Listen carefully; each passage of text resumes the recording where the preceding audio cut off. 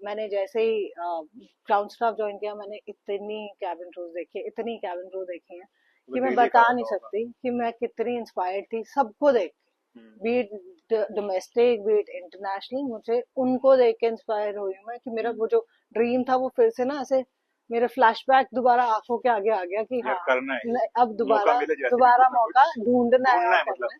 अब हाँ, हालांकि मेरे को ग्राउंड स्टाफ में जाने से कोई बेटर, मैं इससे इस चीज बेनिफिट के नहीं मिला बेनिफिट कुछ, नहीं मिला मुझे इससे।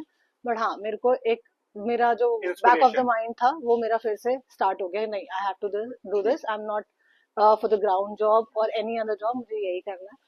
फिर मैंने ऑब्वियसली सर्वाइवल के लिए और चीजें करनी पड़ती हैं, है। मैंने बीपीओ भी करा है, तो उसके लिए मैं ये बोलूंगी कि मैंने उससे अपना पर्सनालिटी इनहांस किया है, skills, communication skills improve communication किए। स्किल्स किए हैं, मेरा ओवरऑल ग्रोथ हुआ है हम्म, उसी की वजह से, क्योंकि मैंने वो चीज करी तभी हम्म। मैं अपियर कर पाई हूँ कैबिन क्रू के लिए, क्योंकि हर लोग तो जा सकते हैं। आपने डायरेक्ट इंटरव्यू दिया मतलब? मैंने डायरेक्ट इंटरव्यू डायरेक्ट दिया, इंटरव्यू हाँ दिया एंड मैंने, आपका डायरेक्ट सिलेक्शन हो हाँ गया फर्स्ट इंडिगो में, इंटरव्यू राइट? इंडिगो में दिया था मैंने, ओके, और मैं दैट्स डायरेक्ट फर्स्ट टाइम में ही फर्स्ट अटेम्प्ट में मैं सिलेक्ट हो गई थी। ओके।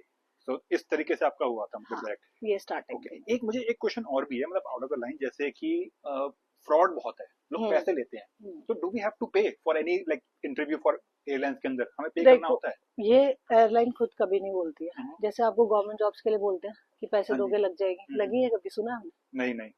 बस सेम है।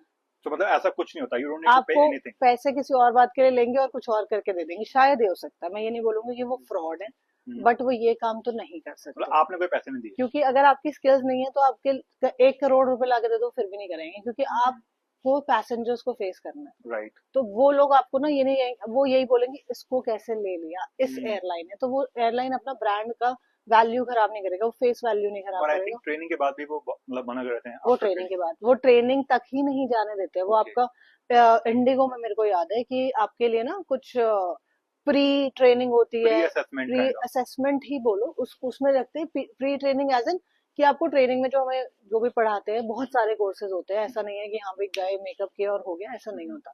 तो उससे पहले भी होता है कि जिन लोगों को उनको लगता है कि हाँ we can polish within a month, not उनके ऊपर इतनी मेहनत नहीं करनी है, बट हाँ लगता है कि ये अभी नए बच्चे हैं, उनको थोड़ा सिखाएंगे हो जाएगा और बाकी चीजें ये ग्रेजुअली सीख लेंगे, तो वो प्री ट्रेनिंग भी करवाते थे। ओके। उसमें भी वो लोग फेल हो जाते थे, क्योंकि उन्हें ऑलराइट। लगता था कि नहीं, जो हमने सोचा था वो नहीं हुआ, तो जो उसमें से निकलते थे ना वो ट्रेनिंग में जाते थे, उनकी अंडरस्टूड ट्रेनिंग जो होती है अंडरस्टूड। अपने लाइसेंस की ट्रेनिंग बेसिकली। लाइसेंस की। वो ट्रेनिंग ये नहीं है कि आपको पॉलिश ही करते रहेंगे, हम्म, वो लाइसेंस ट्रेनिंग होता है, जैसे पायलट्स का लाइसेंस होता है, hmm, which is a different thing, obviously it is not same, but हमें भी पढ़ना होता है, ओके।